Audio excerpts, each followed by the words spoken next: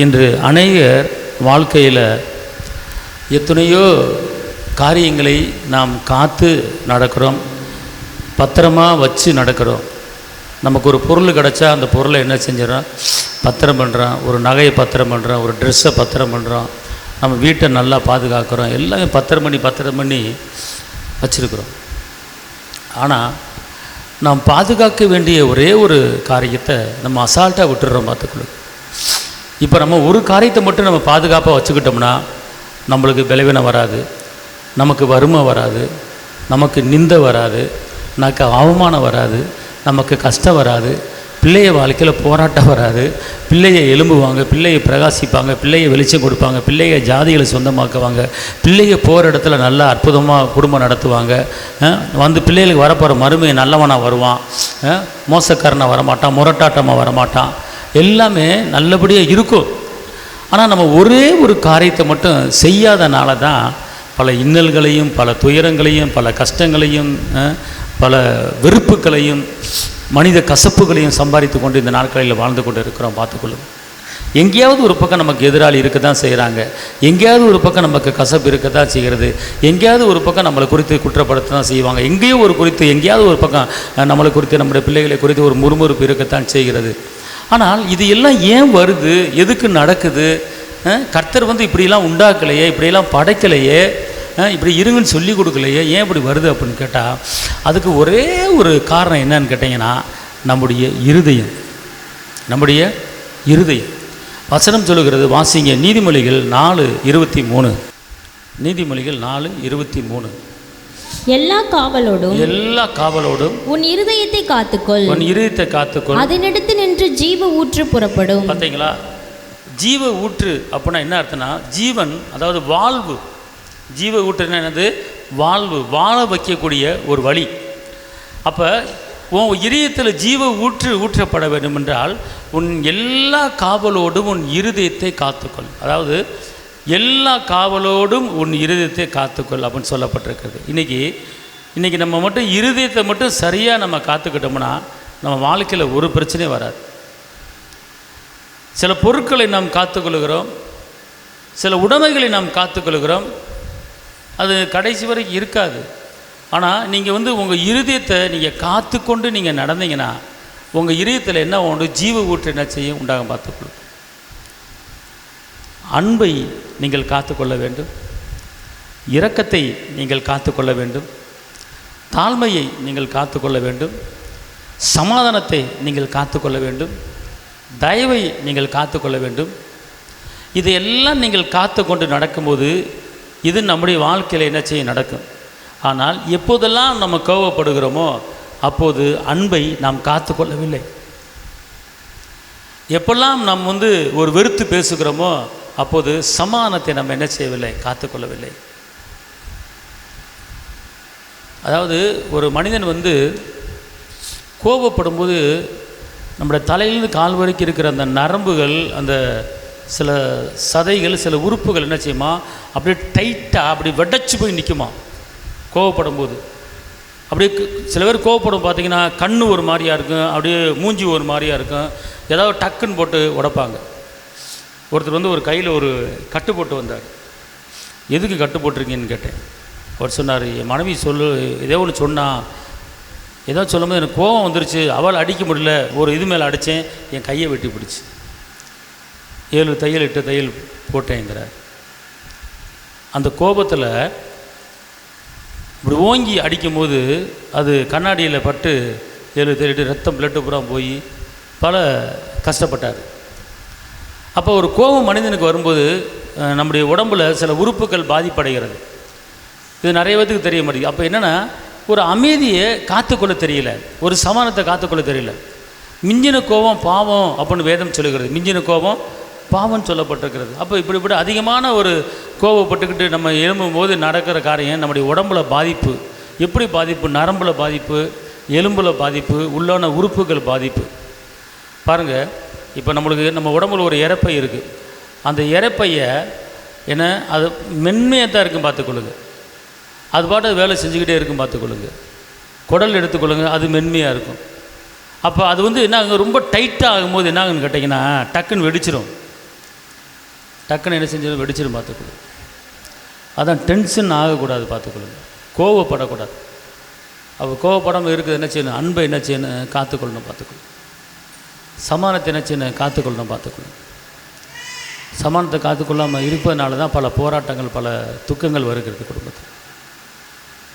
கோவப்பட என்னாக வியாதிகள் பெருகும் பார்த்துக்கொள்ளுங்க, பலவீனங்கள் பெருகும் பார்த்துக்கொள்ளுங்க.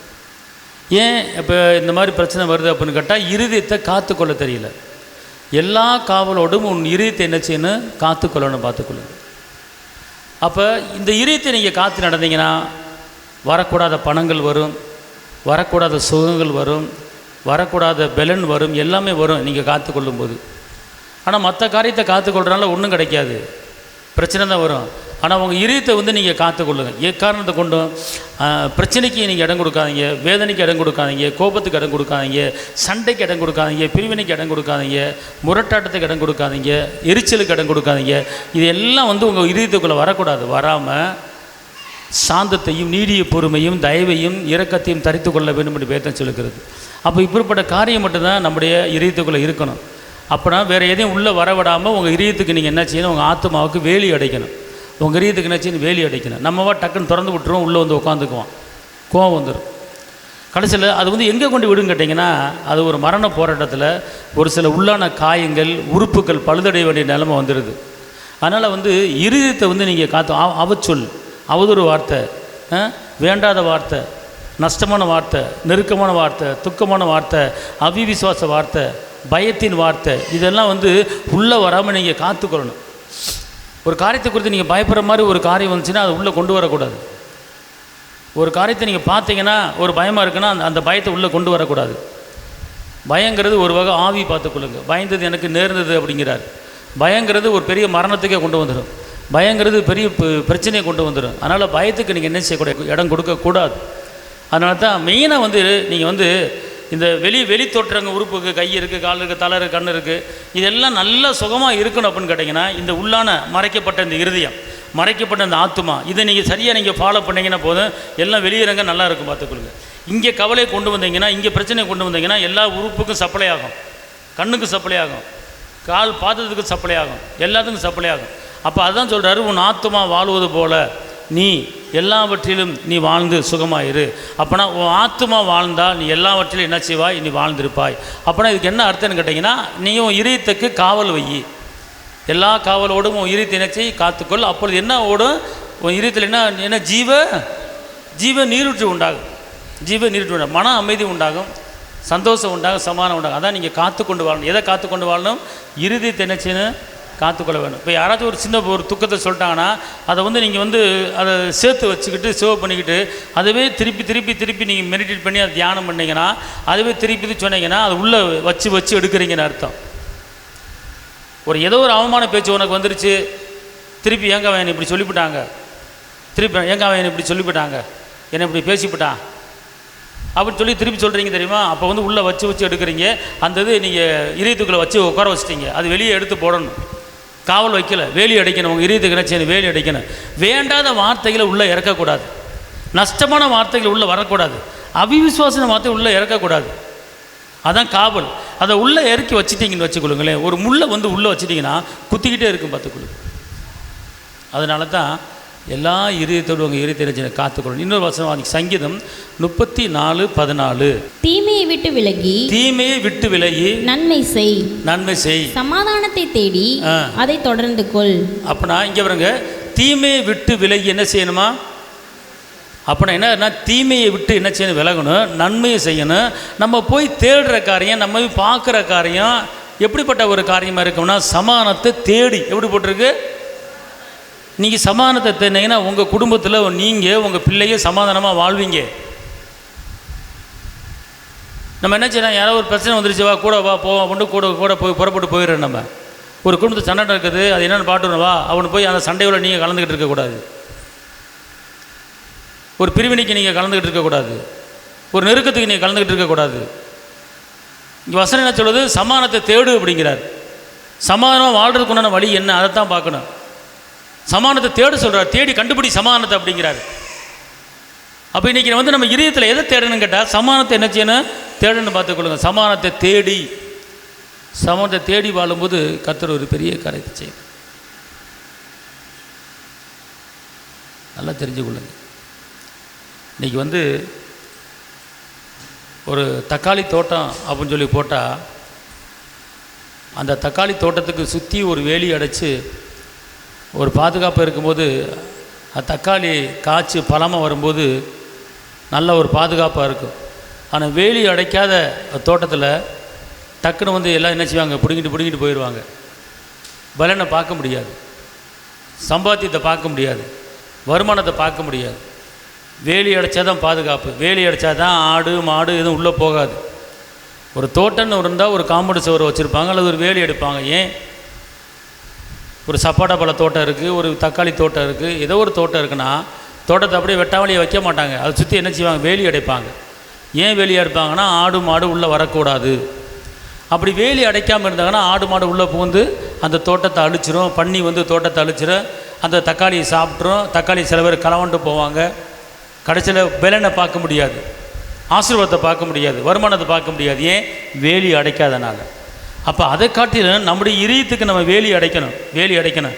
எந்த உலகப்பரமான எந்த அசுத்தமான காரியங்களும் உள்ளே வராத அளவுக்கு நம்ம இதயத்தில் வேலி அடைக்கணும். அப்போ நான் வேலி அடைக்கிறதுனா எதில் வேலி அடைக்கணும்னு கேட்டிங்கன்னா, வாலிபன் தன் வழியை எதனால் பரிசுத்தம் பண்ணிக்கொள்வான் என்று கேட்டால் தேவனுடைய வசனத்தால் என்ன செய்வான், வேலி அடைப்பான். அல்லேலூயா. நீதிமொழிகள் 4:20-21.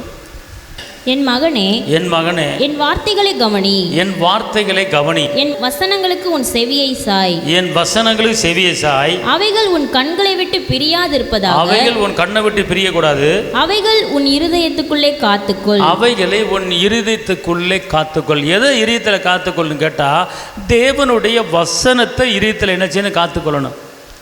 ரெண்டாவது, அவைகள் உன் கண்ணை விட்டு என்ன செய்யக்கூடாது, பிரியக்கூடாது. இதுதான் ஒரு மனிதனுக்கு உண்டான ஒரு சுகமான வாழ்க்கைக்கு அச்சாரம், ஒரு மேன்மையான வாழ்க்கைக்கு அச்சாரம். அப்போ இதயத்துக்குள்ளே என்ன இருக்குது அப்படின்னு கேட்டால், இப்போ ஒரு சில பேர்கிட்ட இதயத்தில் என்ன இருக்குது அப்படின்னு ஈஸியாக கண்டுபிடிச்சிடலாம். ஒரு சில பேர்த்திட்ட இதயத்தில் என்ன இருக்குது ஈஸியாக கண்டுபிடிச்சிடலாம். எப்படி இருக்கீங்க, ஏதோ இருக்கேன், அந்த வார்த்தையில் கண்டுபிடிச்சிடலாம். அப்போ அவங்க ஒரு துக்கத்தை உள்ளே வச்சுருக்காங்கன்னு அர்த்தம்.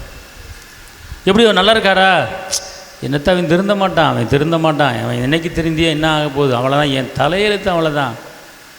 இதயத்துக்குள்ள அந்த காரியம் இருக்குது. நல்லா இருக்கேன் அப்படின்னா இதயத்தை நல்லா வச்சுருக்கிறீங்க. எனக்கு ஒரு குறையில்லாமல் ஏசப்பா நடத்துகிறாரு அப்படின்னா உங்கள் இதயம் நல்லா இருக்குன்னு அர்த்தம். அப்போ இதயத்தினுடைய நினைவு அது வாயில் என்ன செய்யுது, வருகிறது. நீங்கள் இதயத்தில் என்ன வச்சுருக்கிறீங்க அழகாக உங்களை கண்டுபிடிச்சிடலாம். இதயத்தில் நீங்கள் எதை வச்சுருக்கீங்க, எதை வைக்காமல் இருக்கீங்க அப்படின்னு கேட்டால், நீங்கள் இதயத்தில் வசனத்தை வச்சுருந்தீங்கன்னா அந்த வசனம் தான் வாயில் வரும். எப்படி பலவீனம் இருந்தவங்களை எப்படி இருக்கீங்க, என்னை பலப்படுத்துகிற இயேசுவினாலே எல்லாவற்றையும் செய்ய எனக்கு பலன் உண்டு. இதயத்தில் வசனம் இருந்தால். ரொம்ப சோர்வாக இருக்கீங்களே, எனக்கு ஒன்றும் கிடையாது, காண்டாமிரத்துக்கு ஒன்று ஒத்த பலன் எனக்கு இருக்கிறது, உள்ள வசனம் இருந்தால். அப்போ இந்த வசனம் என்ன சொல்லுது, உன் இதயத்துக்குள்ளே வசனத்தை வச்சுக்கோ, இது உன் கண்ணை விட்டு என்ன செய்யக்கூடாது, பிரியக்கூடாது அப்படிங்கிற. நான் ஒன்று சொல்கிறேன் கேளுங்க, தேவனுடைய வார்த்தையை இங்கே நிறைச்சி நீங்கள் வச்சுருங்க. இங்கே நிறைச்சி வைக்கும்போது எந்த போராட்டம் வராது. எதை நிறைச்சி வைக்கணும், எனக்கு எதிராக ஒரு வழியாக வருகிற போராட்டம் இயேசுவின் நாமத்தில் 7 வழியாக ஓடுவதாக அப்படின்னு சொல்லி வச்சுதுங்க, போராட்டமே வராது. எனக்கு விரோதமாக உருவாக்கப்படுகிற ஆயுதங்கள் சூழ்ச்சிகள் இயேசுவின் நாமத்தில் வாய்க்காமலே போவதாக இங்கே வச்சுருங்க, வாய்க்காது. நீதிமானுக்கு விரோதமாக இகழ்ச்சியோடு பெருமையை பேசப்படுகிற பொய் நாவல்கள் கட்டப்பட்டு போவதாக இங்கே வச்சுருங்க, உங்களை பற்றி எவனும் பேச மாட்டான். என் வெளிச்சத்துக்கு ராஜாக்களும் ஒளியிலே ஜாதிகளும் கடந்து வருவார்கள், உங்களை தேடி ஆட்கள் வருவாங்க. அப்போ சில வேண்டாத காரியங்களை வைக்கும்போது அதுதான் நம்மளை தேடி வருகிறது. இதுதான் வேலி அடைக்கிறதுக்கு உண்டான காரியம். இயேசுடைய ரத்தம், இயேசுடைய வார்த்தை தான் வேலி அடைக்கிறது. எப்படி நம்ம காத்துக்கொள்ளணும், மரணம் நேடிதாக இருந்தாலும் அதிலிருந்து தப்பும்படி இயேசுவின் ரத்தத்தாலும் சாட்சியின் வசனத்தாலும் பிசாசை நம்ம ஜெயிக்க முடியும். அப்போ ரத்தத்தையும் வார்த்தையை நீங்கள் இதயத்துக்குள்ளே பத்திரமாக வச்சுருக்கணும். எப்போ பார்த்தாலும் நீங்கள் பேசுகிற ஒரு வார்த்தை, யார்கிட்ட பேசினாலும் எப்படியாவது ஒரு வார்த்தை, தேவனுடைய வார்த்தை உங்கள் வாயிலிருந்து புறப்பட்டு வரணும். காலையிலும் சாயங்காலம் வரைக்கும் எத்தனையோ வார்த்தைகளை பேசுகிறோம், ஆனால் அத்தனை வார்த்தையிலும் ஏதாவது ஒரு வார்த்தை, வாக்கு தத்தமான வார்த்தை வாயில் புறப்பட்டு வருகிறதா? ஏதாவது ஒரு அன்பான வார்த்தை வாயில் புறப்பட்டு வருகிறதா? ஏதாவது சமாதான வார்த்தை வாயில் புறப்பட்டு வருகிறதா? ஏதாவது பயமில்லாத வாழ்க்கை வாயில் புறப்பட்டு வருகிறதா?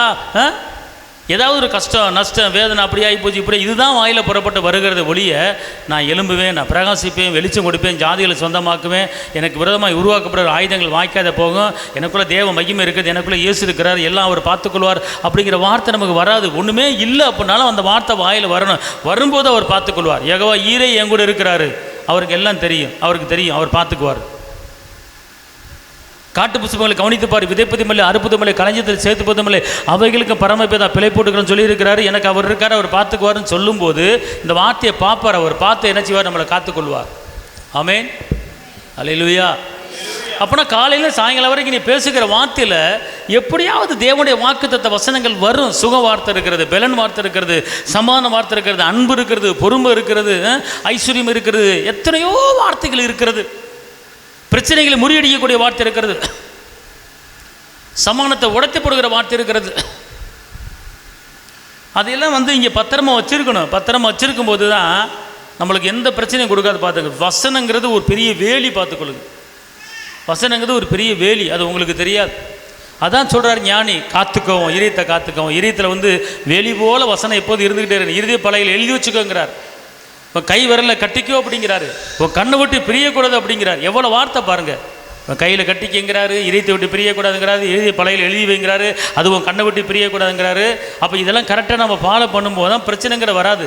இந்த உலகம் பொல்லாங்கனுக்குள்ளே கிடக்கிறது.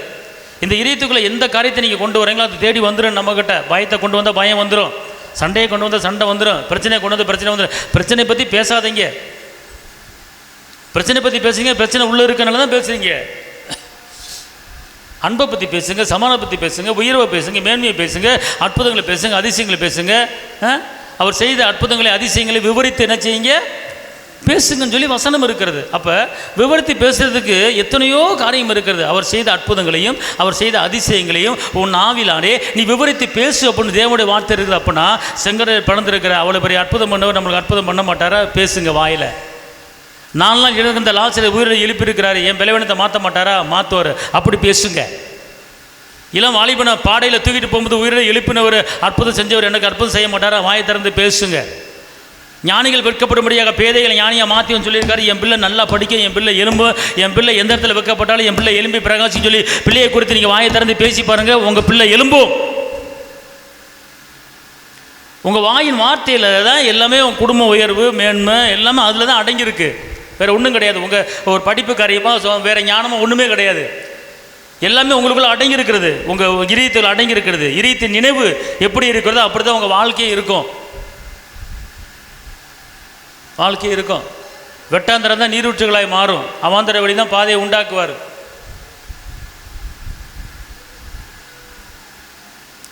யோசுவா என்ன பண்ணுறாரு? பாலுந்தேன்னு ஓடுகிற கானான் தேசம் வேவு பார்க்க அனுப்புகிறாரு. வேவு பார்க்க அனுப்பும்போது வேவு பார்த்துட்டு வந்தவங்க என்ன சொன்னாங்க? கர்த்தர் சொல்கிறாரு, பாலுந்தேன்னு ஓடுகிற கானான் தேசத்துக்குள்ளே உன்னை கொண்டு வந்து வைக்க போகிறேன், நீ போ அப்படின்னு சொல்லி வாக்குத்தத்தம் பண்ணி அந்த எகிப்திலிருந்து எத்தனையோ போராட்டத்தை விடுவித்து கொண்டு வராரு.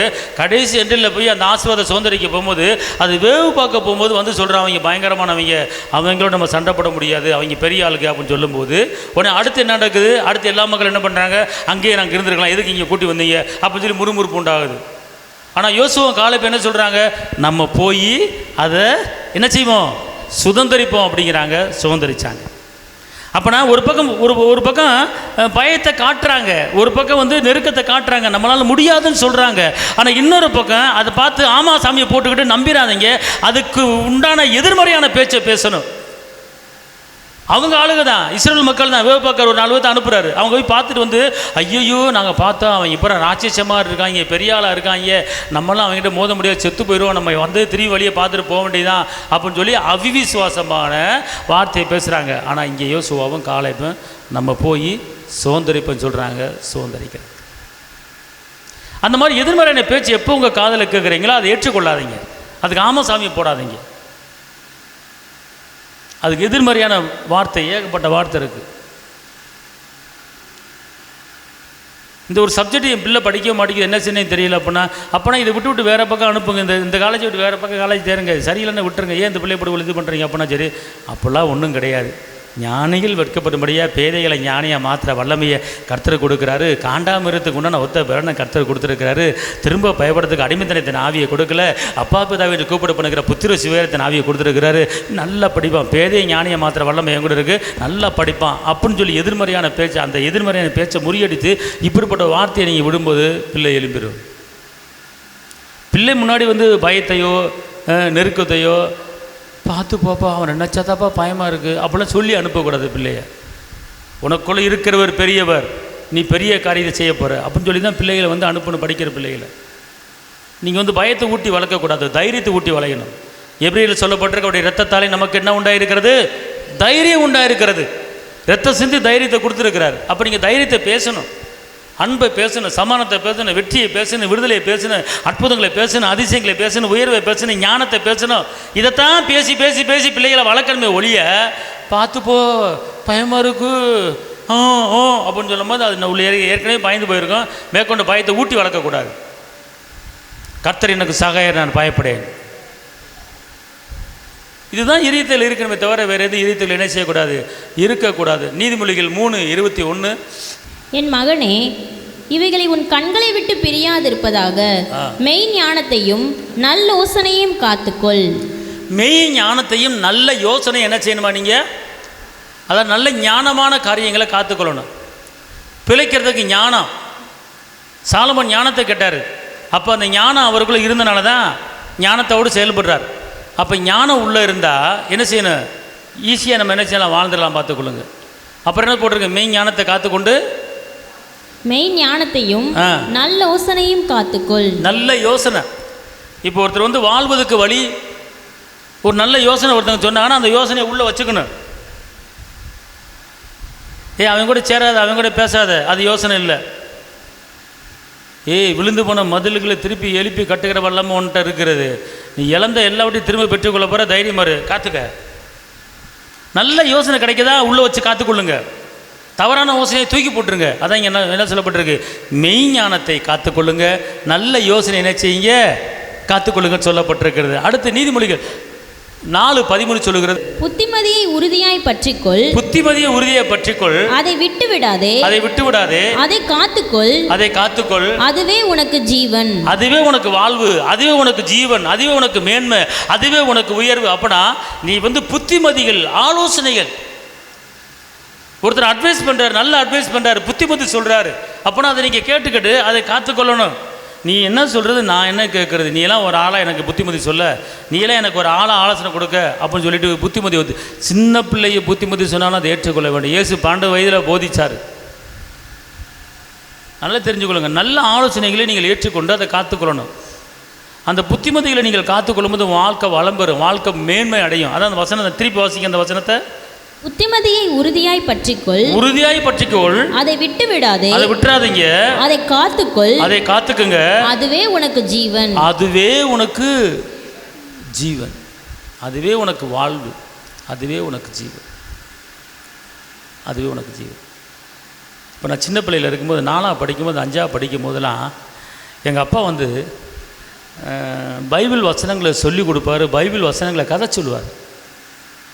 நடந்து போகும்போது கூட பைபிள் வசனத்தை கதை சொல்லுவார். ஊதார் மைதன் ஒருத்தர் இருந்தான், அப்பட்ட சொத்தை பிரித்து போய் வேசிகள்கிட்ட காலி பண்ணிட்டு சொத்தை அழிச்சிட்டு திருப்பி அப்போ மன்னிச்சிட்டாரு. ஏன்னா அதனால் அந்த ஊதாரை பிள்ளை போல் நம்ம வாழக்கூடாது அப்படின்னு சொல்லிட்டு இந்த கதைகள்லாம் எடுத்து சொல்லுவார். பார்த்துக்கொள்ளுது, இப்படி வாழக்கூடாது, அப்படி வாழக்கூடாது, இப்படி செய்யணும், அப்படி செய்யணும் அப்படின்னு சொல்லி புத்தி சொல்லுவார்.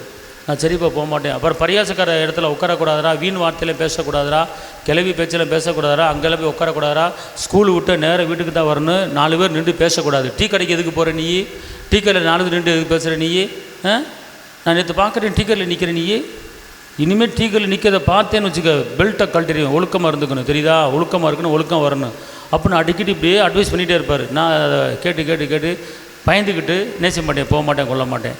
அப்படி இருந்து வந்தனால தான் இந்த இடத்துல நிற்கிறபடி கர்த்தர் செஞ்சுருக்கிறார். அல்லேலூயா. அதனால் உங்கள் பிள்ளைகளுக்கு அழகாக வசனம் சொல்லுது உபவாகத்தில், உன் பிள்ளைகள் படுத்திருக்கும் போதும் எந்திரிக்கும் போதும் அதை என்ன செய்ய. உபவாகத்தில் அந்த வசனம் இருக்குது. எப்படி போட்டிருக்கு, நீ வீட்டில் உன் பிள்ளைகளோடு படுத்திருக்கல, உன் பிள்ளைகளோட தூங்குறையில் நீ படுக்கும்போது உன் பிள்ளைகள்கிட்ட இதை குறித்து என்ன செய்ய, கருத்தை என்ன செய்ய போதி அப்படின்ருக்கு, உபாகமத்தில் சொல்லப்பட்டிருக்கிறது. புரியுதா உங்களுக்கு? நீ படுத்திருக்கும் போதும், நீ உட்கார்ந்திருக்கும் போதும், நீ எந்திரிக்கும் போதும் உன் பிள்ளைகளுக்கு இதை நீ கருத்தாய் போதி. போட்டிருக்கு, எடுத்துட்டீங்களா? வாசிங்க. நீ அவைகளை உன் பிள்ளைகளுக்கு கருத்தாய் போதித்து, நீ வீட்டில் உட்கார்ந்திருக்கும் போதும், வழியிலே நடக்கும் போதும், படுத்து கொள்கிற போதும், எழுந்திருக்கிற போதும் அவைகளை குறித்து பேசி அவைகளை உன் கையில் மேல் அடையாளமாக கட்டிக்கொள். அப்பனா கர்த்தருடைய வாக்கு தத்தங்களை, கர்த்தருடைய ஆலோசனைகளை, கர்த்தருடைய புத்திமதிகளை நீ உன் பிள்ளையை கூட்டி கடைக்கு நடக்கிறியா? உன் பிள்ளைகளை கூட்டி ஜவுளிக்கு நடக்கிறியா? ஊரு கதை உலக கதை பேசாமல் உன் பிள்ளைகளுக்கு அன்பை பற்றி பேசி, சமானத்தை பேசி கற்பனை கட்டளை பற்றி பேசி, இப்போ வீட்டில் படுத்துக்கிட்டு இருக்கும்போது அந்த படம் இப்படி நல்லா இருந்துச்சா, எப்படி சண்டை போட்டான் அப்படிலாம் பேசாமல் உன் பிள்ளைக்கு அப்பா பாப்பா இப்படி இருக்கணும் அப்படி இருக்கணும், இங்கே பாரு வசனம் என்ன சொல்லுது, உனக்கு காண்டாமிருதுக்கு உன்ன ஒத்த பலன் இருக்குது பாப்பா, உன்னை பார்த்தா சோதா மாதிரி தெரியுது, நீ எலும்பு போகிற, நீ பெரிய ஒரு காண்டாமிருகம் பார்த்துருக்கோம், அது பயங்கர இல்லாத மிருகத்துக்கு அதுதான் பலன் இருக்குது, அந்த மாதிரி கர்த்தர் உனக்கு பலனை கொடுப்பேன்னு சொல்லி வச்சுருக்கிறாரு, நீங்களாம் பயப்படக்கூடாது, 4 பேத்துக்கு முன்னாடி தைரியமாக இருக்கணும் அப்படி எப்படின்னு சொல்லி இந்த மாதிரி வசனங்கள், இந்த மாதிரி வார்த்தைகளை படுத்துக்கிட்டே சொல்லிக் கொடுக்கணும் பிள்ளைக்கு, தலைமாட்டில் படுத்துக்கிட்டு. அது உன் பிள்ளை இதயத்தில் என்ன செய்யும், பதியும். அதுதான் நாளைக்கு பிள்ளைக்கு மேன்மையை கொடுங்க. ஏற்ற வேலையில் சொன்ன வார்த்தை வெள்ளித்தட்டில் வைக்கப்பட்ட பொற்பழங்களுக்கு சமம் பார்த்துக்கொள்ளுங்க. அதான் இப்படி போதிக்கணும். அதான் என்ன சொல்லப்பட்டிருக்கு, புத்திமதியே என்ன செய்ய காத்துக்கோ அப்படின்னு சொல்லப்பட்டிருக்கு. இப்போ 5ல் வளையாது, 50ல் என்ன செய்யாது, வளையாது. சின்ன பிள்ளைகளுக்கு 10th படிக்கிற பிள்ளைகளுக்கு, அதாவது 8ஆப்பு படிக்கிற வரைக்கும் என் பிள்ளைகளுக்கு என்னென்ன சொல்கிறீங்களோ அப்படியே கேட்ச் பண்ணி அப்படியே பிடிச்சி பத்திரமா வச்சுருங்க.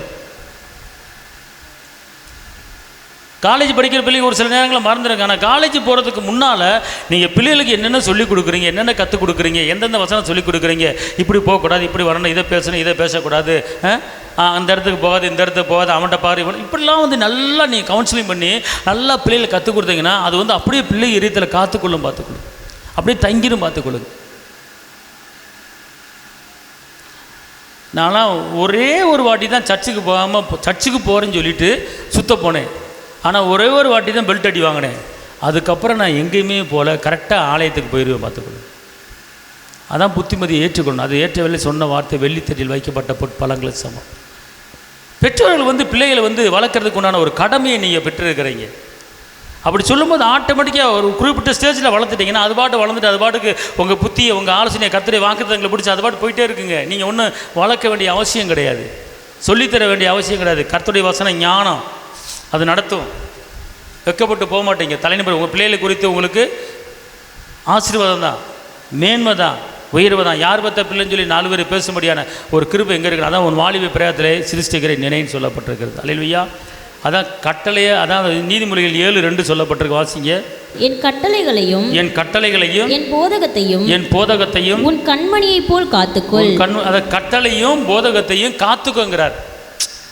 வசனத்தை காத்துக்கணும், வாக்குத்தை காத்துக்கணும், ஆனால் கட்டளையை காத்துக்கொள்ளணும், போதகத்தை காத்துக்கொள்ளணும், நல் புத்தியை காத்துக்கொள்ளணும், ஆலோசனையை காத்துக்கொள்ளணும். பார்த்துக்கொள்ளுங்க, எனக்கான விட்டுறக்கூடாது. பார்த்துக்கொள்ளுங்க. காத்து கொண்டு நடக்கிற ஒரு வாழ்க்கை இருந்தால் தான் நம்ம வாழ்க்கை கட்டப்படும். பிரசங்கி 5:1. நீ தேவாலயத்துக்கு போகும்போது உன் நடையை காத்துக்கொள்.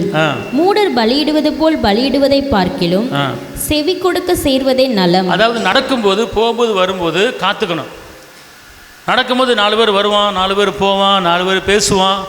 அப்போ நீ எதை பேசணும், எதை பேசக்கூடாது, நிற்கலாமா நிற்க வேணாமா அப்படின்னு சொல்லி சுதாரித்து தான் போகணும். பார்த்துக்கணும். நடக்கும்போது கூட நம்ம என்ன செய்யணும், காற்று தான் நடக்கணும். வீட்டுக்கு வர்ற வரைக்கும் நம்ம என்ன செய்யணும், நடக்கிறதுல ஒரு பாதுகாப்பு இருக்கணும், பார்க்குறதுல ஒரு பாதுகாப்பு இருக்கணும், சேர்க்கிற ஒரு பாதுகாப்பு இருக்கணும். எல்லாம் வச்சு நின்று பேசும்போதே ஆவி பிசாச்சு வருவான். அதனால் இந்த நாட்களில் நீங்களாக இருக்கலாம், உங்களுடைய பிள்ளைகளாக இருக்கலாம், யாராக இருந்தாலும் காத்து கொண்டு நடக்கும்போது நம்ம வாழ்க்கை கட்டப்படும்.